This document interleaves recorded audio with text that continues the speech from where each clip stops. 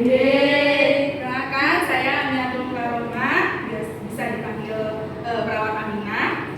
Saya merupakan salah satu perwakilan dari Universitas Nahdlatul Ulama Surabaya yang sangat merasa beruntung bisa bertemu dengan ibu-ibu di sini pada pagi hari ini.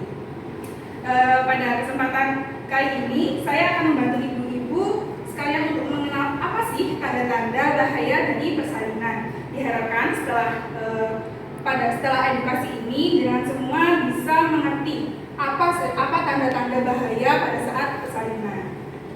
Ini Ibu, proses persalinan itu kan sebuah momen yang tidak terduga ya.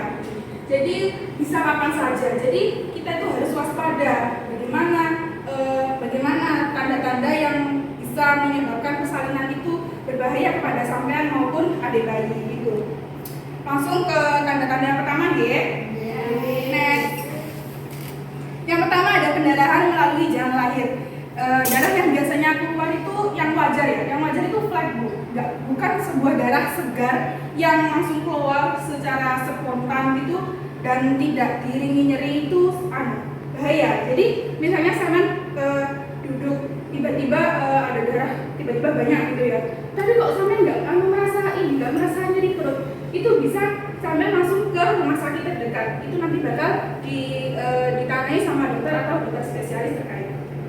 Lanjut ke dua, ada tali pusat membumbung. Nah, tali pusat membumbung itu apa sih, Bu? Tali pusat membumbung itu tali pusat yang keluar dari jalan lahir. Nah, hal ini dianggap bahaya karena tali pusat itu tadi mengakibatkan terjepitnya tali pusat yang menyebabkan itu pasokan oksigen kepada bayi itu tadi jadi berkurang, jadi nggak optimal. Takutnya bayinya itu jadi oksigenasinya itu kurang, akhirnya bisa menyebabkan kematian. Naudzubillah min dzalik. Lanjut ke tiga. Yang ketiga ada kejang. Kejang itu biasa disebut dengan eklamsi. Eklamsi itu ada tahap preeklamsi dan eklamsi. Preeklamsi itu bisa ditandai dengan pertama hipertensi, yang kedua bengkak. Bengkaknya itu pada bagian tangan, bagian kaki, bagian wajah, itu biasanya terjadi bengkak sebelum adanya eklamsi. Nah, kalau gangguan penglihatan itu nanti setelah itu dicek protein urinnya, jika menunjukkan hasil positif itu kemungkinan kalian akan mengalami kejang. Nah, eklamsi itu apa? Eklamsi ya kejang ini, Bu. Kalau sampai sudah kejang namanya eklamsi. Jadi sebelum kejang itu tadi ada namanya preeklamsi. Lanjut. Yang keempat ada ibu tidak kuat mengejan atau ibu kehabisan tenaga. Di sini saya tulis nutrisi sangat penting. Makanya ibu-ibu hamil itu harus makan yang banyak, yang bergizi. Itu gunanya ya ini, biar ibu-ibu semua itu pas saat mengejan tuh nggak habis tenaga. Jadi kalau kalian nggak mengejan itu gimana bayinya bisa keluar gitu. Jadi makanya nutrisi pada ibu hamil itu harus dijaga baik-baik ya. Lanjut.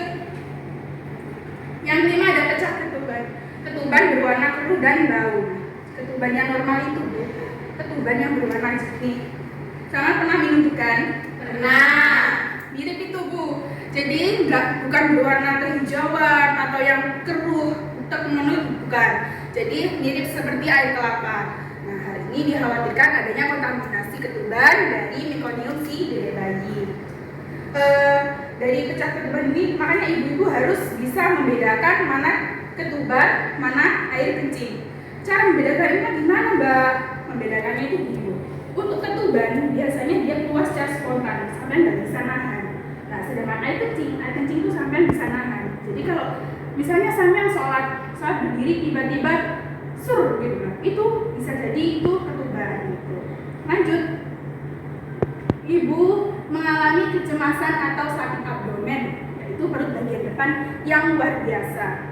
Nah, ini rasa sakit yang ibu rasakan itu, kalau rasa sakitnya dengan yang sakit banget terus dia nggak ada jeda gitu, terus sakit terus kan, kalau itu perlu dicurigai, salah satu tanda dari bahaya persalinan. Soalnya kalau kontrasi itu, Bu, dia ada jeda naik turun.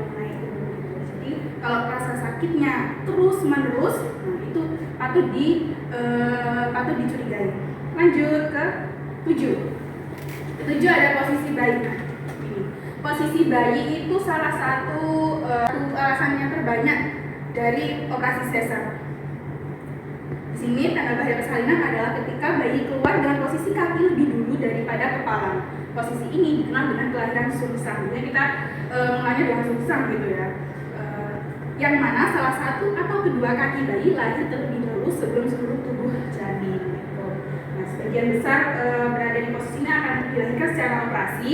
Selain itu biasanya jika dokter mendeteksi janin stres atau janinnya terlalu besar, nah itu biasanya akan dirujuk ke operasi sesar gitu. Nah, oke, lanjut. Nah, itu tadi tanda-tanda bahaya dari proses persalinan. Semoga bisa dipahami. Jika ibu mengalami tanda-tanda di atas sebelum persalinan, maka hal ini tidak dapat ditoleransi. Ibu harus langsung mengunjungi rumah sakit terdekat agar ditolong oleh tenaga kesehatan yang kompeten seperti dokter atau dokter spesialis.